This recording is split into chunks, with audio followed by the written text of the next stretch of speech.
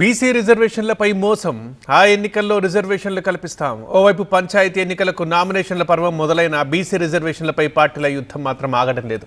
ఇప్పటికీ ఈ అంశంలో మాటల తూటాలు పేల్చుకుంటున్నాయి రాజకీయ పార్టీలు. కాంగ్రెస్ ప్రభుత్వం చేస్తోంది మోసమని విపక్షాలు ఆరోపిస్తుంటే, రిజర్వేషన్ల సాధన కోసం ఇంకేం చేయమన్నా చేసేందుకు రెడీ అంటోంది అధికార పార్టీ. బీసీ రిజర్వేషన్లే ఒక పొలిటికల్ డ్రామా అన్నారు బీజేపీ ఎంపీ ధర్మపురి అరవింద్. బీసీలకు ఫీజు రీఎంబర్స్మెంట్ అమలు చేయని వాళ్లు బీసీలకు రిజర్వేషన్లు ఇస్తారని ఎలా అనుకుంటామన్నారు. బీసీ రిజర్వేషన్లు పెంచకపోగా తగ్గించారన్నారు. ఈ 42% అన్నప్పుడు నేను ఏమన్నా, పిల్లగాళ్ళకి చదువు చెప్పని వాళ్ళు, బీఆర్ఎస్ వాడు కానీ కాంగ్రెస్ వాడు కానీ, పిల్లగాళ్ళకి ఫీ రీఎంబర్స్మెంట్లు బీసీలకు ఇయ్యనోడు, చదువు చెప్పినోడు సర్పంచం చేస్తాడానే. ఇది మొత్తము డ్రామా, పొలిటికల్ డ్రామా. ఇలా జీవితంలో ఎన్నడూ ఇవ్వలేదు కాంగ్రెస్ పార్టీ. ఇప్పుడైతే ఘోరం, 42లో సగం కూడా లేదు, ఇప్పుడు 17%. మరి తెలంగాణ ప్రజలు ఈ కాంగ్రెస్ పార్టీ మోసాలకు బలి అయిపోతూ ఇంకా ఎన్ని రోజులు ఈ కాంగ్రెస్ పార్టీని మరి భరిస్తారో ఇవాళ బీసీ సంఘాలు మరి మేధావులు ఆలోచన చేయాలి. ఈ 2 నాలుకల ధోరణితో వ్యవహరించే కాంగ్రెస్ పార్టీ ఏ రకమైనటువంటి మరి ఈ బీసీ వ్యతిరేక చరిత్ర ఉన్నటువంటి ఈ కుటుంబాన్ని నమ్మి మోసపోతున్నారో ఒకసారి ఆలోచన చేయాలి. బీసీలకు 42% రిజర్వేషన్లు కల్పిస్తామని గొప్పలు చెప్పుకున్న కాంగ్రెస్ ప్రభుత్వం వారికి ఉన్న రిజర్వేషన్లు కూడా తగ్గించిందని మండిపడ్డారు మాజీ మంత్రి హరీష్ రావు. ఇప్పుడు బీసీలకు కనీసం 17% రిజర్వేషన్లు కూడా ఇవ్వడం లేదన్నారు. 42% బీసీ రిజర్వేషన్ అన్నారు, ఉన్నది కూడా కొట్టారు.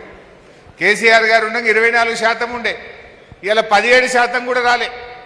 17% కూడా రాలే. కొండంత రాగం పాడేదో గాడిద పాట పాడింది అన్నట్టు కొండంత రాగం తీసిండు. 42 అని నాటకాలు ఆడిండు. ఉన్న 24 కూడా కొట్టిండు. ఇలా 17%కి పరిమితం చేసిండు. 42% బీసీ రిజర్వేషన్లను 17%కి తెచ్చారని ఆరోపించిన బీసీ సంఘం నేత ఎంపీ ఆర్ కృష్ణయ్య, పార్టీ గుర్తులేని ఎన్నికలకు రిజర్వేషన్లు ఇస్తారా అని ప్రశ్నించారు. 4 రోజుల పాటు పార్లమెంట్ సమావేశాల్ని బహిష్కరిస్తే కేంద్రమే దిగివచ్చి చట్టం చేస్తుందన్నారు. బీసీలకు అడ్డు తగిలితే ఊరుకునే ప్రశ్న లేదు. తప్పనిసరి పార్లమెంట్లో అవసరమైతే చట్టం చేస్తాం. ఎట్టి పరిస్థితుల్లో ఆ కేసు గెలుస్తుంది. కాబట్టి కేసు గెలిచినాక మళ్ళీ ఎన్నికలకు పోవాల్సి వస్తుంది.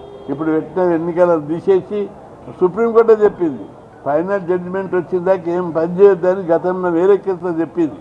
కాబట్టి ముఖ్యమంత్రి గారు ప్రతిష్టకు ప్రాకులాడకుండా ఈ జీవో నెంబర్ 9 ప్రకారం 42 అమలు చేయి, లేదంటే 46 జీవోను రద్దు చేయి. బీసీలకు 42% రిజర్వేషన్లు కల్పించే అంశంపై ఇప్పటికీ కట్టుబడే ఉన్నామన్న మంత్రి పొన్నం ప్రభాకర్, ఎంపీడీసీ జెడ్పీడీసీ ఎన్నికల్లో 42% రిజర్వేషన్లు ఇస్తామన్నారు. కేంద్రంలో తమ ప్రభుత్వం ఉంటే 42% రిజర్వేషన్లు గంటలోపే వచ్చే ఉన్నారు. ఫ్లోరా చౌదరి ఎట్లయితే సపోర్ట్ చేసిరో వచ్చి కోర్టులో కొట్లాడండి, ఇలా ఈ 42% నిలవడానికి కొరకు అని అడిగితే పార్టీ పరంగా జారి పడితే నవ్వాలనేటువంటి పక్కన గోడ పక్కన నిలుచొని కోర్టులో కొట్టేస్తూ ఉంటుంటే మీరు పండుగ చేసుకున్నటువంటి రాక్షస ఆనందాన్ని పొందేటువంటి మీరు ఇవాళ బలహీన వర్గాల గురించి మాట్లాడుతూ ఉన్నారు. మేము అడుగుతున్న తెలంగాణ ప్రజాపాలన కాంగ్రెస్ ప్రభుత్వం బలహీన వర్గాలకు 42% ఇవ్వడానికి చేయని ప్రయత్నం ఏదైనా ఉంటే ఇవాళ కూడా ఛాలెంజ్ చేస్తా ఉన్నాం. మాకు చూపెట్టని మేము చేయడానికి సిద్ధంగా ఉన్నాం. కింద క్షేత్రస్థాయిలో ప్రజా సమస్యలు ఉన్నాయి. అందుకే ఎంపీడీసీ జెడ్పీడీసీ ఎన్నికలు 42% తోటి పోవాలి. కోర్టులో ఇంకా వాదనలు నిలిపియాలి.